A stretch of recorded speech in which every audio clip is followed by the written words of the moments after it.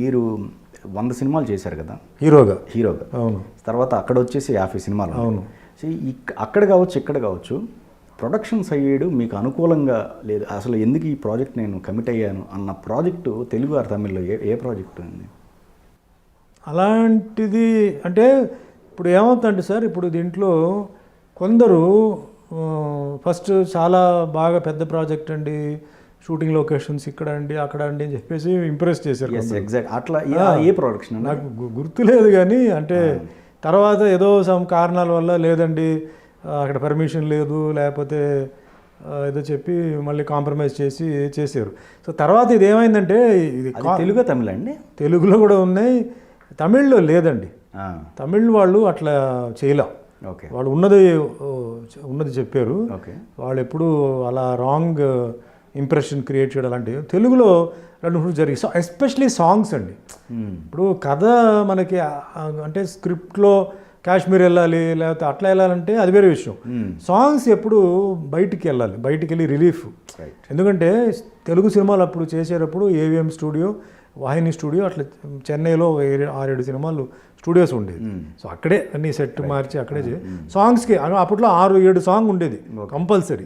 ఆ 6-7 song compulsory బయటికి ఎక్కడో వెళ్ళి చేసేవారు, ఓ 2-3 సాంగ్ సెట్లు చేసేవారు అనమాట. సో అలాంటి వాటిలో కాంప్రమైజ్ చేసేవారు. ఆ కాంప్రమైజ్ చేయడం వల్ల ఏమైందంటే కాంపిటీషన్ రిలీజ్ రోజుకి 2-3 సినిమాలు వరుసగా కాంపిటీషన్ ఉన్నప్పుడు సాంగ్ ఎక్కడ బాగుందో దానికి ఆడియన్స్ సెపరేట్గా వెళ్ళేవారు. ఓకే. లొకేషన్ చూడడానికి వాటికి దీనికి మైనస్ అయ్యేది. అప్పుడు బాధపడేవారు, అయ్యో మన సాంగ్స్ అక్కడ వెళ్ళి ఉండాలి, సాంగ్స్ ఇలా వెళ్ళి ఉండాలి, తొందరపడి చేసామని చెప్పి చేసేవారు. బట్ ఇంకా అది చాలామందిలో అది కామన్ అయిపోయింది. సో ఇది చాలా పెద్ద ఒక అదృష్టం అండి. సినిమా హిట్ ఆ ఫ్లాప్ అనేది ఆయనకి తెలియదండి. సినిమా ఫ్లాప్ అయితే ఆయన రోడ్డు మీద వస్తాడు, మేము రోడ్డు మీద రాము, మేము ఎలాగుంటాం అలాగే ఉంటాం. సో అంత రిస్క్ తీసుకుంటున్న ఒక ప్రొడ్యూసర్ని నేను ఫ్రమ్ ద బిగినింగ్, ఇది నా first producer and director TR Ramanna Tamil అండి. ఆయన నాకు కొన్ని సలహాలు చెప్పారు, కొన్ని అడ్వైస్ ఇచ్చారు. MGR గారు ఆయనకి చాలా పెద్ద నేను ఫ్యాన్ అండి. MGR గారు అంటే నాకు చాలా ఇష్టం. Is the encyclopedia of entire south Indian industry అండి. మేబీ నార్త్లో దిలీప్ కుమార్ ఉండొచ్చు, ఎవరైనా ఉండొచ్చు, కానీ MGR గారికి ఉన్న ఒక విజన్, MGR గారికి ప్రొడ్యూసర్స్ మీద ఉన్న విజన్, తర్వాత ఎలా చేయాలనేది నేను చాలా వరకు దాంట్లో నుంచి అడాప్ట్ చేశాను. ఇప్పుడు కూడా నేను చేస్తున్నాను, ఫ్యూచర్లో కూడా నేను చేస్తానండి. అంటే how we have to think about the producer అండి.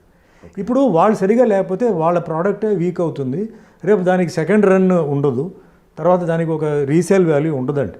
అది వాళ్ళ ఇది. బట్ నేను మీరు ఇలా అన్నారు, మీరు ఎందుకు తీయలేదు, నేను చేయను ఇలా అంటే చెప్పి ఎప్పుడు నాకు తెలిసిన వరకు ప్రొడ్యూసర్స్ కౌన్సిల్లో నేను ఎక్కలేదండి. అంటే సుమన్ సినిమా షూటింగ్ ఆపేసాడు షూటింగ్కి. ఈవెన్ నాకు ఎన్నో దెబ్బలు తగిలినా కూడా, అంటే ఆ రోజుల్లో ఇది కామన్ అండి, నేనే కాదు చాలామంది హీరోస్ కూడా ఎంత దెబ్బలు తగిలినా కూడా, జ్వరం ఉన్నప్పుడే మాకు రెయిన్ సాంగ్ వస్తుంది, కాలుకి దెబ్బ తగిలినప్పుడే ఫైట్ ఉంటుంది, జ్వరం ఉన్నప్పుడే చలి ప్రదేశానికి తీసుకెళ్తారు. సో మేము ఎప్పుడు ప్రొడ్యూసర్స్ని డిస్టర్బ్ చేయడం, నా కాన్షియస్గా చెప్తున్నానండి, నాకు తెలిసి మట్టుకు ఎప్పుడు నేను ప్రొడ్యూసర్స్కి నేను డిస్టర్బ్ చేయడం కానీ డ్యామేజ్ చేయడం కానీ చేయలే. ద మెయిన్ రీజన్ ఎందుకంటే ఐఎమ్ నథింగ్ అండి, నా నథింగ్ని దే మేడ్ మీ సంథింగ్ అండి. ఐఎమ్ నాట్, నాకు ఫిలిం బ్యాక్గ్రౌండ్ అంటే మా ఫాదరో మదరో అంకులో ఆంటీయో బ్రదరో సిస్టరో సినిమా కనెక్షన్ లేదు. అలాంటి వాడిని నాకు ఒక లైఫ్ ఇచ్చారు, నా మీద ఖర్చు పెట్టారు, నాకు హిట్స్ వచ్చినప్పుడు ఇంకా దాని మీద ఖర్చు పెట్టారు. వాటిల్లో ఫ్లాప్ అవ్వలేదు కానీ కొన్ని యావరేజ్ అయింది. అది వేరియస్ రీజన్స్ ఉన్నాయి. రాంగ్ రిలీజ్, నేను చెప్పాను చూసారా, సాంగ్స్లో కాంప్రమైజ్ చేయడం, కొన్ని ఆర్టిస్టులో కాంప్రమైజ్ చేయడం, కథలో కొంచెం కాంప్రమైజ్ చేయడం, ఏదో తీసేయండి టైం అయిపోతుంది మేము రిలీజ్ చేయాలి కదా డేట్ ఇచ్చేసాం, ఇట్లా చేశారు. కానీ వేరే విషయంలో వాళ్ళు ఏం చేయలే. సో నేను చేయలే అది. I did not disturb. వాళ్ళు ఏమో వాళ్ళ కష్టాలు ఏమో, ఎన్ని కష్టాలు వాళ్ళకు ఉన్నాయండి. 99% ప్రొడ్యూసర్స్ అందరూ నాకు పేమెంట్ ఇచ్చేసారండి. అంటే అప్పుడు పేమెంట్, ఇప్పుడు పేమెంట్ కంపేర్ చేస్తే వేరే, కానీ అప్పట్లో ఆ పేమెంట్ వాల్యూ చాలా ఇదండి, చాలా హై. అప్పట్లో 10 lakhs అంటే ఇప్పట్లో 10 crores or even more than that. So నేను ఐ డిడ్ హ్యావ్ ఎక్స్పెక్టేషన్స్ అండి. నేను అలా అవుతాను, నంబర్ 1 అవుతాను. చాలామంది నన్ను ఏమంటారు, సార్ మీరు నంబర్ 1 స్థాయిలో ఉండాల్సిన మనిషి సార్ అన్నారు. నేను సినిమా ఫీల్డ్కే నేను వస్తానని చెప్పి నాకు గ్యారంటీ లేదు, నాకు ఏమీ తెలియదు, నాకు అలా తీసుకొచ్చి పెట్టిన మనిషికి ఐ నెవర్ ఎక్స్పెక్టెడ్ ఆ జర్నీ, ఆ లెవెల్, ఆ హైట్స్కి వెళ్తానని చెప్పి నేను ఎక్స్పెక్ట్ చేయలే. సో నేను ఎప్పుడూ ఆ ప్రొడ్యూసర్ని ఆ విధంగా ఇబ్బంది పెట్టలా. కొంచెం బాధపడి నేను బాధలు కొంచెం ఎక్స్ప్రెస్ చేశాను. వాళ్ళు దానికి ఏదో చెప్పేవారు, లేదు సార్ టైం లేదు సార్, ఏదో పర్మిషన్ లేదు, లేకపోతే ఏదో చెప్పారు. సరే ఇంకా మీ ఇష్టం, టైం బాగుందంటే సినిమా ఆడతాయి, లేకపోతే మనం ఏం చేయాలి అంటే అప్పుడు మేము ఏం చేసామండి, సాంగ్స్లో డాన్స్ స్టెప్స్ మీద అంటే వాటి మీద బాగా డాన్స్ మాస్టర్కి చెప్పి బాగా స్టెప్స్ సాంగ్స్ బాగా కంపోజ్ చేయండి మాస్టర్ చెప్పి రీహర్సల్స్ తీసుకొని, ఎందుకంటే అక్కడ ఏమవుతుందంటే ఎక్కడ తీసారని కాదండి, ఏమి డ్యాన్స్ చేస్తున్నాం అనేది ఆడియన్స్ మనం అట్రాక్ట్ చేయాలి. మంచి లొకేషన్కి వెళ్తే ఆడియన్స్ లొకేషన్ మీద కళ్ళు పోతాయి, డ్యాన్స్ మీద ఉండదు. ఎప్పుడైతే అది బ్యాక్గ్రౌండ్ మైనస్ అవుతుందో మనం దీన్ని హైలైట్ చేయాలని చెప్పి ఆ డాన్స్ని బాగా అంటే అప్పట్లో మాకు ఎక్కువ తెలుగులో Tara master, Sivasubrahmanyam master, Sivashankar master అట్లా బ్యాచ్ ఉండేవాళ్ళు. వాళ్ళతో అంటే ఎంత కష్టమైనా సరే మేము రిహర్సల్స్ చేసుకొని మాకు ఒక కాన్ఫిడెన్స్ లెవెల్ వచ్చిన తర్వాత, వాళ్ళకి ఒక ఇది వచ్చిన తర్వాత అప్పుడు సాంగ్స్కి మేము వెళ్ళి అట్లా అట్లా బ్యాలెన్స్ చేసేవాళ్ళం అనమాట. I never did I disturb or damage a producer or director. అందుకే ఐ వాజ్ రిపీటెడ్ అండి. ప్రతి ప్రొడ్యూసర్ నాతో పాటు 3-4 సినిమాలు చేశారు. నేను ఇబ్బంది పెట్టేవాడిని అయితే నాతో రారు కదా, చాలామంది ఉన్నారు మార్కెట్లో. అండ్ ఇంకోటి సార్, అప్పుడు కుముదం మ్యాగజైన్లో ఎవరైతే ఇప్పుడు ముగ్గురు హీరోయిన్లు స్టేట్మెంట్ ఇచ్చారో వాళ్ళు మిమ్మల్ని ఇష్టపడే బట్టి మీకు ఆ పాజిటివ్గా స్టేట్మెంట్ ఇచ్చారనుకోవచ్చా, లేకపోతే మీ మీద ఉన్న గౌరవంతో ఇచ్చారనుకోవచ్చు? దే లవ్ మీ అండి. ఎందుకంటే okay they like me so much, my behaviour, the way నేను ఎలా మాట్లాడాను, ది వే నేను ఎలా ట్రీట్ చేశాను వాళ్ళని. Okay okay I never treated them badly అండి. I never took advantage of them. I treated them so. అందుకే వాళ్ళకి తెలుసు. ఇప్పుడు వాళ్ళు గన్ పాయింట్లు పెట్టి వాళ్ళు ఏం చెప్పలా. రైట్, అవునా? ఆ టైంలో చెప్పడం అంటే అది చాలా పెద్ద రిస్క్. Correct correct correct. అంత బోల్డ్గా వాళ్ళు చెప్పారు. అవతల సైడ్ చాలా డేంజరస్ పార్టీ. అవును. అయినా వాళ్ళు ఏంటంటే వాళ్ళు కుముదంలో ఆ మ్యాగజైన్ చెప్పడంతో అది నాకు చాలా హెల్ప్ అయింది. అండ్ ముఖ్యంగా నేను చెప్పాలంటే సార్, తెలుగు ప్రెస్ వాళ్ళు 2 వర్షన్స్ ఇచ్చారండి. తమిళ్ వర్షన్ ఇది సుమన్ మీద, తెలుగు వర్షన్ ఇది అని చెప్పేసి.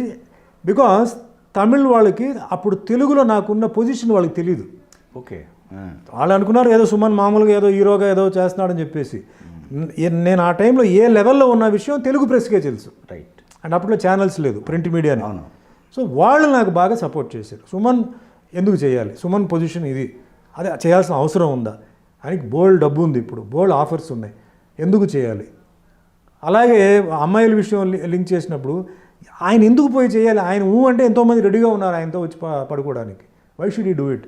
ఇట్లా అన్ని బ్యాలెన్స్ చేశారు అప్పట్లో మా తెలుగు ప్రెస్ వాళ్ళకి ధన్యవాదాలు. ఎందుకంటే నేను ఎక్కడో ఉన్నాను అప్పుడు, చాలామంది నాకు చెప్పారు, సార్ తెలుగు ప్రెస్లో ఇలా వచ్చిందండి, మా ఫ్యాన్స్ సార్ ఈ కట్టింగ్స్ అన్నీ కట్ చేసి జ్యోతిచిత్ర మ్యాగజైన్ ఇవన్నీ మ్యాగజైన్స్ ఉండేది వాటిలో వచ్చి సపోర్ట్ చేశారు. దట్ వాజ్ అ గ్రేట్, నాకు ఒక మంచి బలం ఎనర్జీ వచ్చిందండి. Okay okay. అంటే ఎందుకంటే వాళ్ళ గురించి తెలుసు నా గురించి, వాళ్ళేం నా కోసం సెపరేట్గా స్పెషల్గా ఏం పెట్టలా. సుమారు ఎన్ని సంవత్సరాలు సఫర్ అయ్యారు సార్? అది సంవత్సరాలు ఏం కాదు సార్, నేను 6 months I was in prison. 6 months close prison. Okay. After that it was all condition bail అండి. ఒక 1 year మదురైలో కండిషన్ బెయిల్ పెట్టారు. దాని తర్వాత అది రిలాక్స్ చేసి తమిళనాడుకి తీసుకొచ్చారు. అవుట్ ఆఫ్ సిటీ ఒక 8 months ఏదో పెట్టారు. దాని తర్వాత వదిలేశారు. ఇది జనరల్ ప్రొసీజర్ అండి. జనరల్ అదేలేండి. ఒకేసారి వాళ్ళు ఇవి చేయరు కదా. ప్రొలాంగ్ ద కేస్ అండ్ నేను మై టైమ్ వాజ్ బ్యాడ్ అండి. నేను టైం బాగా నమ్ముతున్నాను. టైం బ్యాడ్ జరిగింది. దాని తర్వాత చాలా సింపుల్గా కేసు వచ్చేసి కొట్టేశారు. Very simple. సో నేను మళ్ళీ పరువు నష్ట వేయడం ఈ వేయడం సినిమాలో అవుతుంది, కానీ రియల్ లైఫ్లో అది మళ్ళీ ఒక్కొక్క కోర్టు ప్రొసీజర్, అది పెద్ద ప్రొసీజర్. అది అంటే క్లైమేట్కి తగ్గట్టు కూడా కథలు ప్రిపేర్ చేయడం అనేది. అవును. సో సార్ అప్పట్లో ప్రొడ్యూసర్స్ ఏంటంటే ఫస్ట్ కథను సెలెక్ట్ చేసేవారండి. ఓకే. హీరో హీరోయిన్ డైరెక్టర్ కాదండి, రైటర్తో కూర్చొని ఫస్ట్ కథను డిసైడ్ చేసి, ఒక రైటర్ 5-6 కథలు చెప్తే వాటిలో 2-3 సెలెక్ట్ చేసి, అది ఆ కథలు డెఫినెట్గా ఏంటంటే ఒకటి ఇండోర్ ఉంటుంది, ఒకటి పక్క అవుట్డోర్ ఉంటుంది, అట్లా ఏదో ఉంటుంది. కథ తయారైన తర్వాత కథకి తగ్గ హీరో హీరోయిన్ని డైరెక్టర్ని సెలెక్ట్ చేసేవారు. Writer and producer. Director select అయిన తర్వాత డైరెక్టర్, రైటర్, ప్రొడ్యూసర్ కూర్చొని హీరో హీరోయిన్ని సెలెక్ట్ చేసేవారు. అంటే ఒక ప్యాటర్న్లో జరిగేదండి.